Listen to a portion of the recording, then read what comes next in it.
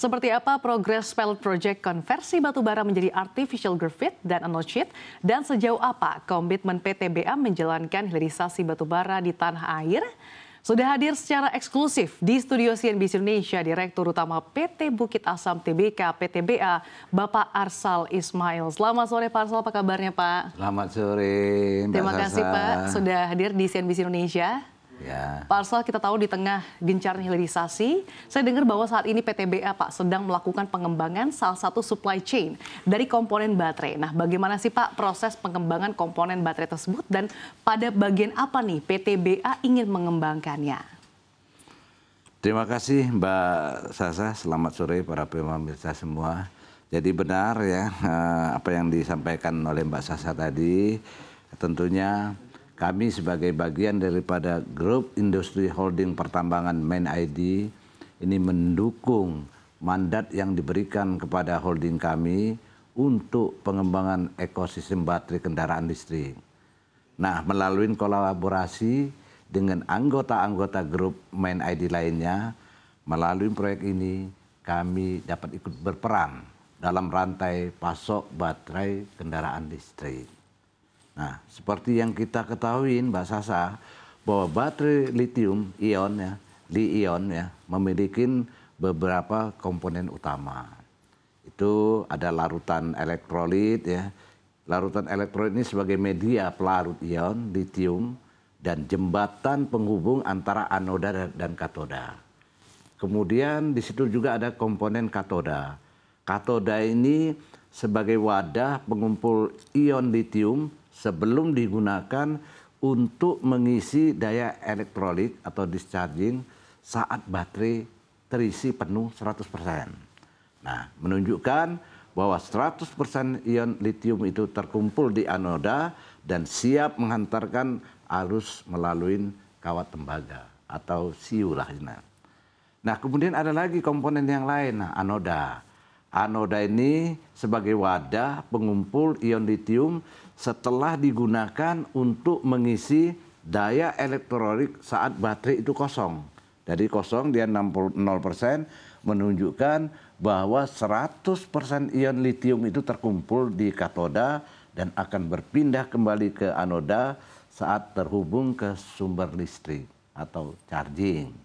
Nah, komponen yang lain itu ada yang namanya separator. Ini sebagai batas pengaman agar tidak terjadi konsleting listrik. Nah, dari seluruh komponen yang tersedia tersebut, anggota Main ID telah menyediakan komponen yang lainnya. Di katoda itu ada nanti komponen nikel, ada juga yang menyediakan tembaga, aluminium, dan sebagainya. Saat ini kami PTBA berusaha tentunya untuk ikut andil dalam memenuhi pasokan anoda yang dapat dibuat dari material grafit atau graphite. Nah, sinergi ini diharapkan dapat mendukung kebijakan pemerintah yang mendorong hilirisasi serta kemajuan industri kendaraan listrik di dalam negeri. Nah, selain itu, proyek ini dapat menjadi peluang dalam sektor industri lainnya sesuai dengan kegunaan produk yang artificial graphite yang tidak hanya terbatas pada penggunaan anoda pada baterai.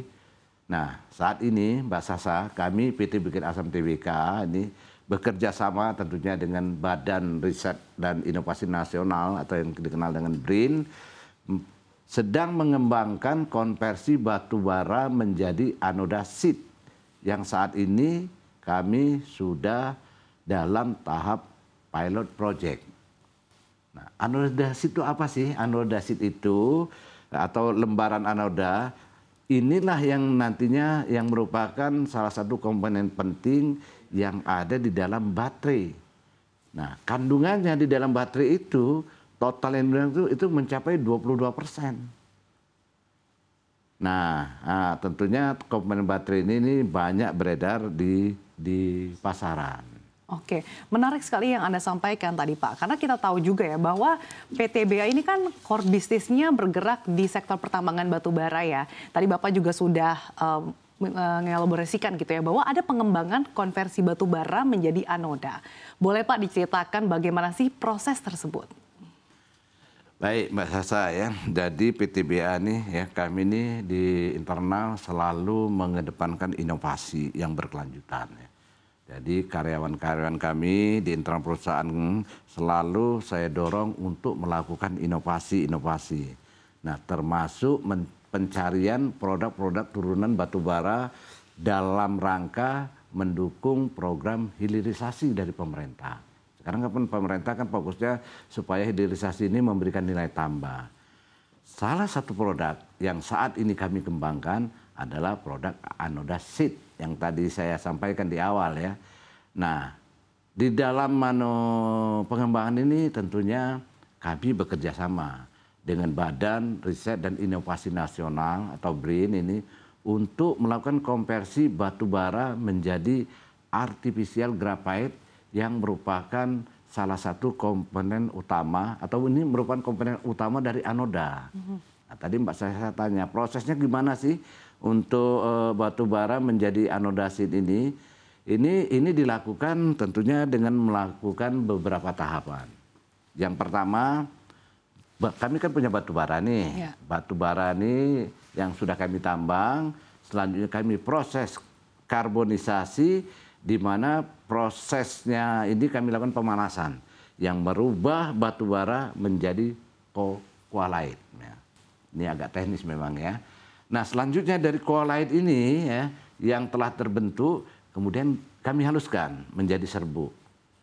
Lalu melalui proses kita redam, perendaman, pemanasan, kemudian pencucian, pengeringan dan penghalusan hingga menjadi graphite sintetis atau grafit sintetis. Kalau bahasa asingnya artificial graphite. Nah ini yang merupakan bahan utama anodasit. Nah setelah kita mendapatkan produk artificial graphite, barulah kita dapat memulai proses pembuatan anodasit yang pencampuran artificial graphite-nya dengan bahan-bahan lain. Nah campuran tersebut kita panaskan, lalu pencetakan sehingga membentuk lembaran di atas kertas tembaga.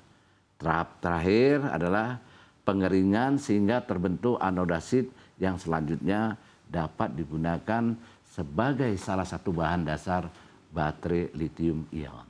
Oke Pak, itu Pak. Dengan beragam proses yang tadi sudah dijelaskan dalam pilot project ini, artinya kalau tadi kita sudah lihat ya bahwa PTBA ini kan sudah berhasil ya Pak menggabungkan anoda sheet milik PTBA dengan komponen lain sampai menjadi baterai. Nah jenis baterai apa sih Pak yang digunakan oleh PTBA sebagai percobaan pada pengembangan ini dan bagaimana nih Pak hasilnya? Ya dengan keberhasilan ini ya kami menggunakan baterai itu jenisnya tipe 18650,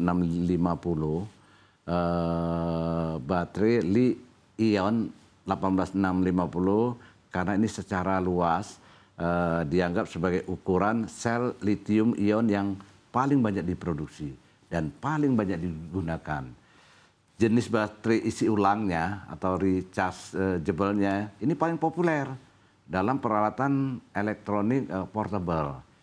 Ya, karena memiliki ini kepadatan energinya yang tinggi, daya tahannya lebih tinggi, lebih ramah lingkungan, dan life cycle-nya lebih lama.